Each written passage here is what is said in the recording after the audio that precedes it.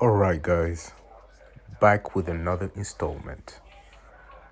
Today, I really want to emphasize on the true goal of why we go to the gym, why we're trying to get better, why we're chasing after these gains, right? Now, aesthetic and physical improvement are definitely some of the most common drivers for going to the gym. And so should they be. You should look good. If you look good, you feel good. You know what they say.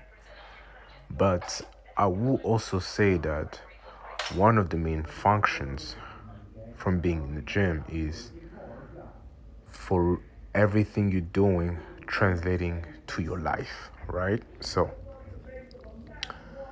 or just helping your life. So, for example, the way athletes train, they train for their sport. Everything they're doing is for their sport, right? So, a soccer player is not gonna be trying to max out on squats every time he goes to the gym just because it does not align with what he's trying to accomplish on the pitch, right? So instead, he's gonna maybe do some footwork, speed work, endurance, things that pertain to his sport. So we have to find a way to integrate true functionality in the gym. And I'm not talking about those bullshit ass functional workouts, and it's just you doing a lunge on the side, you know? Just because you're doing something on the side, it doesn't mean it's functional, right? It's just another approach to doing a lunge, right? So we need to find a way to make all this functional and translate it to our life. They say that cardio helps you live longer. Lifting weights improve your quality of life.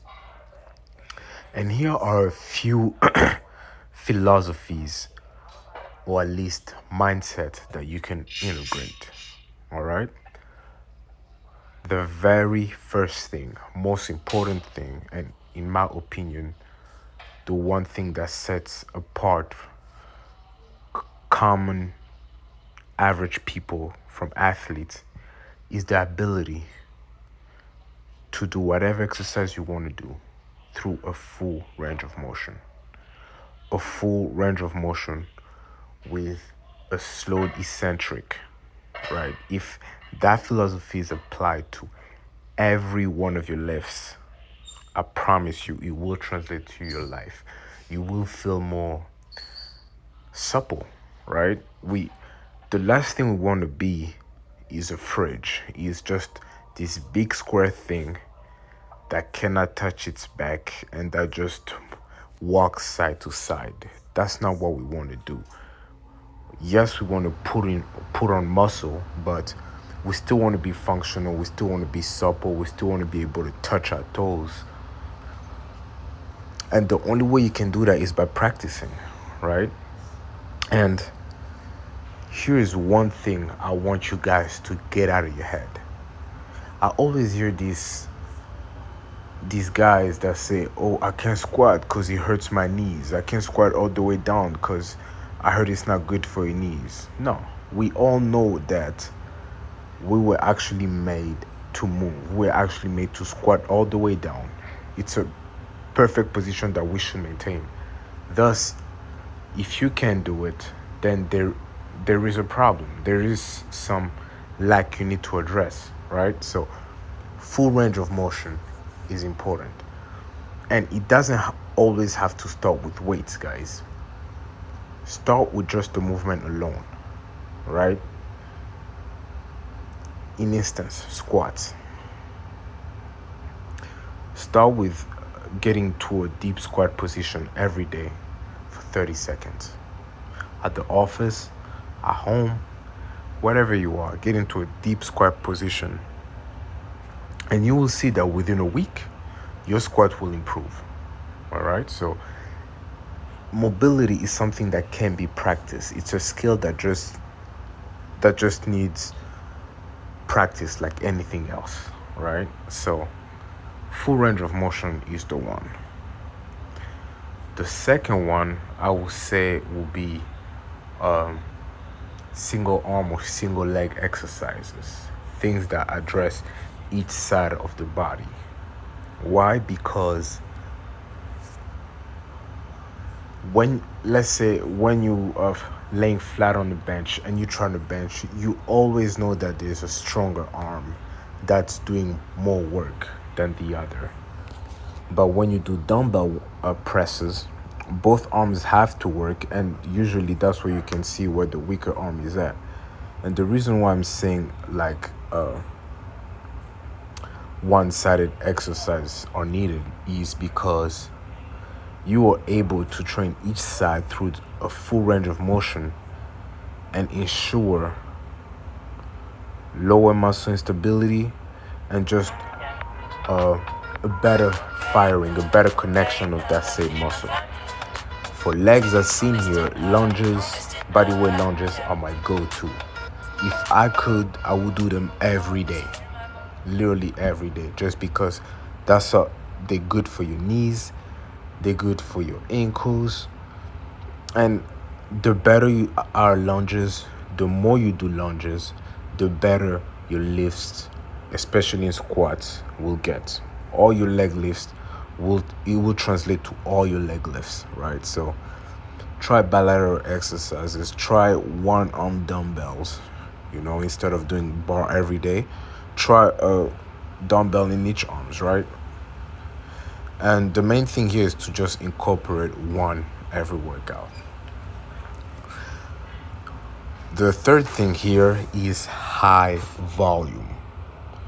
Why high volume? Just because in my experience, high volume, one, translate to better cardiovascular capabilities, right? So you are requiring more for your lungs. The more you practice that, the better. But also it's just that resilience to still do full range of motion, and it's like your 16th rep. It's just different, right? It's a different type of stimulus. It requires a different type of focus. And it just translates, right? Like, look at people that do 1 to 5 reps. Look how they're built, right? It's kind of a tank. It's like one unit. It's really not a body, right? The more reps you do, the more you are recruiting whatever muscle you're working on and challenging it in a way that can only apply to that muscle, right? So these hack squats here, if you do a set of 15 reps, right? Trust me, you pause at the bottom, you come back up, you'll be like you just came back from war, right? It just hits different. I don't know how, if I explain it right, but it just hits different, and it's just built a different resilience within your body. That's what I've realized for me. A resilience that can be translated outside. Like, the muscle is there. Like, have you ever seen somebody who's big, but they just don't look like, they don't really look solid? They're just big, right? I feel like doing every exercise, full range of motion with high volume, really gives you that look of, okay, he's solid. He's solid, but limber. He can move. He can do whatever, right? So that's what I mean by that. Last but not least, this had killed me here. Last but not least, guys, walking. I cannot emphasize this enough. The benefits of walks, one could probably write a whole novel about them, right? Like, walking is just the way to go. It releases lactic acid. It's a very good way to just allow blood flow throughout the body. Walking is amazing. And also any calisthenic movements. I've realized that push-ups, pull-ups, exercise like those really, I don't know if you've seen calisthenic athletes, but they're pretty flexible, right? And if you really train those body weight exercises through full range of motion, usually your body gets more supple naturally. That's what I've seen. That's all for this week. I appreciate y'all guys. See you next time.